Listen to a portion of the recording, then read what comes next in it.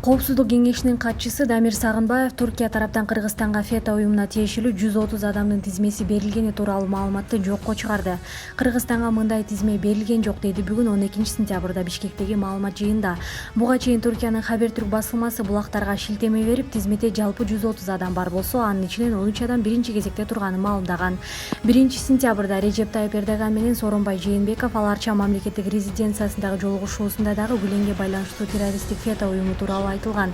Түрк президенти Кыргызстанда бул темага кайрылууга негиз жок экенин айтса, Сооронбай Жээнбеков кыргыз-түрк байланышына кылмыштуу аракет кылгандар мыйзам чегинде катуу жазага тартыла турганын белгилеген. Görüşmelerimizde Kırgızistan'daki FETÖ varlığı ile mücadele edilmesi Жолугушууларыбызда Кыргызстандагы ФЕТÖ менен күрөшүү жөнүндө сөз болду.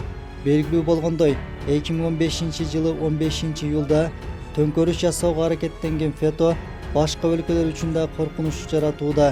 Биздин мамлекет чечкиндүү аракеттери менен бул террористтик кыймылдын белин сындырды. Биз бир тууган болгондон кийин биздин тарткан запкы боордоштордун башына келишин каалабайбыз. Анткени биз сокку жедик.